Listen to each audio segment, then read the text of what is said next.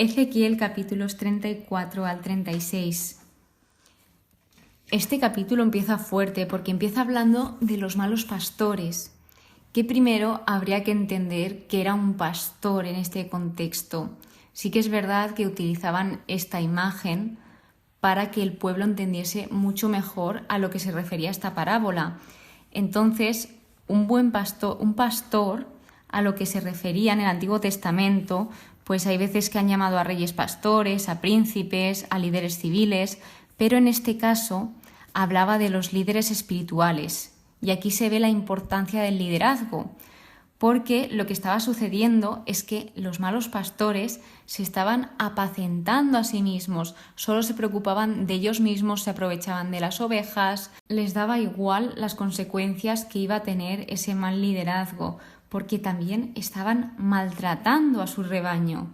Así que cuando sucede todo esto, cuando suceden estas injusticias, Dios siempre va a hacer justicia y Dios lo que hace es quitarles a todas estas personas, a estos malos pastores, a estos malos reyes y jefes del pueblo, a ese rebaño que ellos están maltratando, y Él mismo se hará cargo de su pueblo. Dice: yo mismo apacentaré mis ovejas y yo las llevaré a reposar, porque el buen pastor da su vida por las ovejas. Lo he complementado con Juan capítulo 10, versículo 11. Un buen pastor lo da todo por sus ovejas, las conoce por su nombre y siempre va con ellas y les da todo aquello que necesitan. Entonces más tarde Yahvé dará a su pueblo un pastor, que este pastor sí que guiará y apacientará a las ovejas. Un nuevo David que hará reinar la paz mesiánica y que esto concluirá con una alianza de paz. Entonces vemos cómo esta parábola es un esbozo de la parábola de la oveja perdida que se verá en un futuro en la Biblia y la alegoría del buen pastor, por lo que ahora lo que iban a tener sería un pastor que se preocupase por ellas, un pastor que estuviese ahí cuando ellas lo necesitasen, que no fuese un egoísta como lo estaban siendo hasta ahora todos estos pastores. Así que ese buen pastor les cambiará la vida, literalmente. ¿Cuál era ese resultado de los pastores infieles? Pues el resultado fue las ovejas perdidas por falta de su pastor, se sentían abandonadas porque no tenían nadie quien les guiase, quien les dirigiese hacia un buen camino. El rebaño iba errante, disperso, había mucho sufrimiento, porque cuando estás desorientado empiezan a venir las dudas, no encuentras respuestas y entras en un colapso, y así se sentían. Entonces el Señor vino a hacer justicia y dijo: buscaré la oveja perdida, haré volver a la descarriada, curaré a la herida, confortaré a la enferma, a la que esté gorda y robusta la exterminaré, las pastorearé con justicia. Aquí habla de esa restauración que iba a traerles, y en lo que se refiere a la última parte, habla sobre, claro, aquí se estaban aprovechando y comiéndose las cosas que debían de comerse todas las ovejas, y se supone que las que estaban gordas y robustas eran las que se habían comido lo de todas las demás, que esto eran lo que habían hecho los pastores, a los que se refiere aquí. Así que iba a juzgar entre oveja y oveja, entre carnero y macho cabrío, también dándonos esa idea de que todas las ovejas, sí, son ovejas, pero no todas son iguales. Al final se refiere a las ovejas como a nosotros, como al pueblo de Dios. Sí, somos personas, pero somos diferentes, cada persona es única. Así que yo, Yahvé, seré su Dios y mi siervo David será su príncipe. Habla de seguridad, de que vendrá seguridad, de una lluvia de bendición, todo a su tiempo, que dará frutos, habrá prosperidad. Esto eran aspectos de ese nuevo pacto de paz. Y sabrán que yo soy Yahvé, cuando despedace las barras de su yugo y los libre de la mano de los que los tienen esclavizados, porque el Señor quería la libertad para todos, no quería a nadie que estuviese esclavizado. Estoy con ellos, el Señor no les abandonó en ningún momento. Vosotros, ovejas mías, sois el rebaño humano que yo apaciento, y yo soy vuestro Dios, oráculo del Señor Yahvé. Lo que comienza con un juicio, con una profecía, con un oráculo de juicio, termina con un oráculo de salvación, con un oráculo de esperanza, de restauración.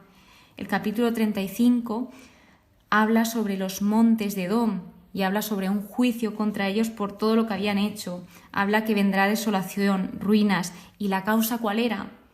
Que ellos habían alimentado un odio eterno y además habían entregado a los israelitas a la espada. Se aprovecharon para obtener ganancias egoístas, que esto sucedía con la gran mayoría, por no decir todas las naciones que habían alrededor, que se aprovechaban enseguida de las desgracias de los demás. Por si esto no fuese poco, también habían insultado, habían desafiado de palabra a Dios y no habían hecho más que hablar contra Él. Entonces Dios lo que les dice es: lo he oído todo. Esconderse de Dios o pensar que Dios no está, que Dios no escucha, es absurdo, porque sí está, sí escucha y está presente en todos los sitios. No hay ningún lugar en el mundo que esté escondido de Dios. El capítulo 36 habla sobre un oráculo de los montes de Israel, donde empieza hablando al pueblo de Israel que se están burlando de ellos los enemigos por todo lo que había sucedido. Entonces va Dios y les dice: aquí estoy lleno de celo y furor, pues habéis sufrido el ultraje de las naciones. Sí que es verdad que debía de venirles un juicio, pero ellos se pasaron 80.000 pueblos. Entonces el Señor jura a mano en alto que hará justicia con las otras naciones y empieza a decirles y a prometerles bendiciones para Israel, como por ejemplo la renovación ecológica y agrícola, y que también que crecerán y serán fructíferos. Recuerda esas abominaciones que ellos habían cometido y ese juicio de Dios, y luego vuelve con las promesas y la fidelidad que Él había tenido al pueblo. También indica la razón por la cual Él va a realizar todo esto, por la cual va a hacer justicia, y es por su santo nombre, no por ellos, porque ellos se habían rebelado contra Dios y lo habían rechazado. Entonces Dios quería ser fiel a sus promesas y a lo que Él mismo había dicho. Me sirvo de vosotros para manifestar mi santidad. Habla de purificación, de un corazón nuevo, de un espíritu nuevo, de que quitará corazones de piedra y pondrá corazones de carne. Habla de seguir sus preceptos y normas, de practicarlas, de que estarán a salvo, de que serán un pueblo que serán multiplicados, que no habrá más hambre, que también tuviesen autoconocimiento de su conducta, para que cuando viesen que algo pues no iba de la forma que ellos querían o no entendiesen las cosas, indagasen dentro de ellos y viesen dónde está ese fallo para mejorarlo. Sabrán que yo, Yahvé, he reconstruido lo que estaba demolido y he replantado lo que estaba devastado. Yo, Yahvé, lo digo y lo hago. Esto es lo que sucedió con las ovejas, que las ovejas estaban fatal, estaban como demolidas, por así decirlo, y Él vino a curar, a sanar todo aquello que Él no había herido, pero Él lo hizo por amor a todos nosotros, y esto es lo que sucedió allí, que Él reconstruyó lo demolido y replantó lo devastado. Lo digo y lo hago, Él es fiel a lo que dice. Me dejaré buscar. Esto termina con este versículo y vemos cómo Dios puede restaurar lo que está muerto y sin fruto, como algo que no tiene vida, Él sí que es capaz de darle vida.